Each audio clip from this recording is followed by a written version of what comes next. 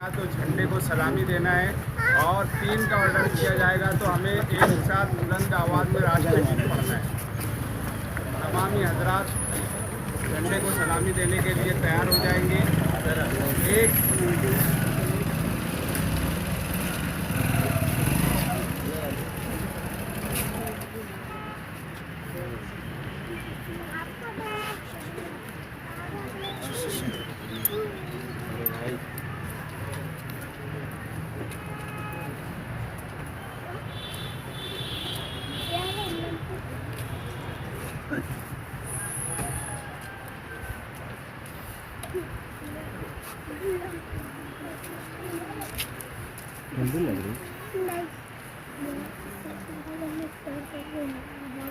दो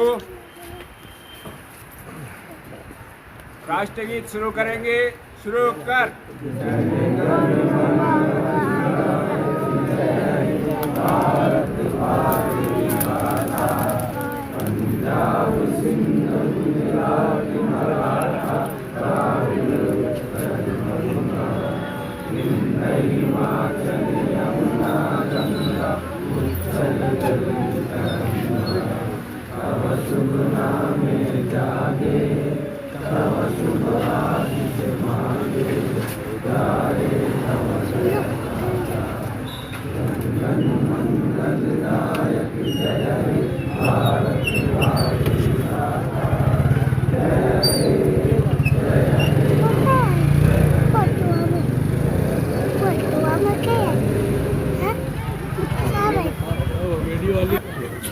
इस मुल्क को एक ऐसा दस्तूर मिला जिस दस्तूर की बुनियाद पर इस मुल्क में रहने वाले तमाम लोगों को, चाहे वो किसी भी मज़हब, किसी भी धर्म, किसी भी ज़ात, किसी भी बरादरी से ताल्लुक़ रखते हों, इस दस्तूर ने जो डॉक्टर बाबा साहब अम्बेडकर की सरकर्दगी में कमेटी बनी थी, उस कमेटी ने ये दस्तूर इस देश को दिया है, जिसमें इस देश में रहने वाले तमाम लोगों को बराबरी का हक़ मिला है और हर एक को अपने उसूलों पर और हर एक को अपनी मजहबी बुनियादों पर अमल करने की मुकम्मल आज़ादी है। इस मुल्क में रहने वाली तमाम अक़लियतें अक्सरियत के साथ अपने लिए इबादत गाहें, अपने लिए दरसगाहें और अपने लिए अपने मज़हब के मुताबिक ज़िंदगी गुजारने के जो रास्ते हैं वो अपना सकती हैं। इस मुल्क के संविधान और दस्तूर ने हर एक को ये हक़ दिया है और इसके लिए हमारे अकाबरीन और बुज़ुर्गों ने एक लंबी लड़ाई लड़ी थी। इस मुल्क पर अंग्रेज़ों ने 200 साल से ज़्यादा हुकूमत की और पूरे मुल्क को ग़ुलाम बना करके रखा था। और हज़रत शाह अब्दुल अज़ीज़ मुहद्दिस देहलवी रहमतुल्लाह अलैह ने जब इस बात को महसूस किया तो ये कह दिया कि अब ये मुल्क जो है दारुल हर्ब हो चुका है और इस मुल्क की आज़ादी के लिए लड़ाई लड़ना, जद्दोजहद और कोशिश करना हर मुसलमान का फ़र्ज़ है। और वहाँ से इस बात का आगाज़ हुआ था, अंग्रेज़ों के ख़िलाफ़ बगावत का बिगुल बजा था और एक लंबी लड़ाई लड़ने के बाद ये मुल्क आज़ाद हुआ। इसके लिए सबसे पहले जद्दोजहद मुसलमानों ने शुरू की थी और एक लंबी लड़ाई लड़ने के बाद जब इस बात का एहसास हुआ कि हम तने तनहा इस मुल्क को आज़ाद नहीं करवा सकते, तो उसके लिए गांधी को, महात्मा गांधी जी को जो अफ्रीका में थे वहाँ से हिंदुस्तान लाया गया, महात्मा का खिताब दिया गया।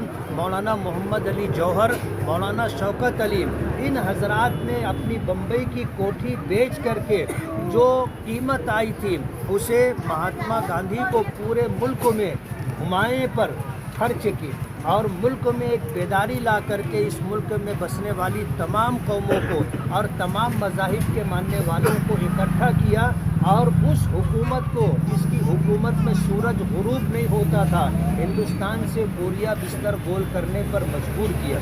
अंग्रेज़ इस मुल्क पर काबिज़ थे तो इस मुल्क की फ़ौज के ज़रिए से पूरी दुनिया पर हुकूमत करने का ख्वाब देख रहे थे।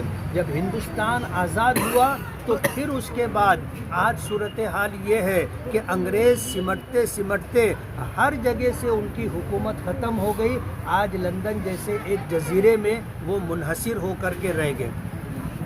मैं जश्न जमहूरिया की 75वीं सालगिरह पर सभी हजरात को AIMIM की तरफ से मुबारकबाद पेश करता हूँ और ये एहसास दिलाना चाहता हूँ कि इस मुल्क के बदलते हुए हालात में हमें मायूस होने की ज़रूरत नहीं है। जुल्म कैसा ही क्यों न हो, बहरहाल उसकी एक उम्र होती है और जब उम्र अपने इख्तिताम तक पहुंचती है तो बहरहाल उसका ख़त्म होना है। ये कुदरत का एक निज़ाम है, किसी का भी इक़्तिदार हमेशा नहीं रहता और जुल्म हमेशा नहीं चलता। एक वक्त आएगा हमारे इस मुल्क में जब 15 अगस्त 1947 में अंग्रेज़ों का सूरज गुरूब हुआ था, तो इस मुल्क में जो लोग अक़लियतों को मिटाने के बारे में सोच रहे हैं और आज बरसते इक़्तिदार हैं, इंशाअल्लाह आने वाले दिनों में उनका इक़्तिदार भी ख़त्म होगा। मैं दोबारा मुबारकबाद देता हूँ और ये उम्मीद दिलाता हूँ कि इंशाअल्लाह हमारी मुस्बत कोशिशें, हमारी पॉजिटिव कोशिशें इस मुल्क के हक़ में होंगी और इस मुल्क को इंशाअल्लाह आने वाले दिनों में अच्छे दिन आएंगे। हम अल्लाह ताला से ये उम्मीद रखते हैं, उसी के कब्ज़े कुदरत में सारी कायनात है, हमें मायूसी नहीं है। जिस तरह माजी में अंग्रेज़ों के जुल्म सितम का ख़ात्मा हुआ था, इंशाअल्लाह आने वाले दिनों में आज जो जुल्म सितम है इसका भी ख़ात्मा होगा। बहुत बहुत शुक्रिया।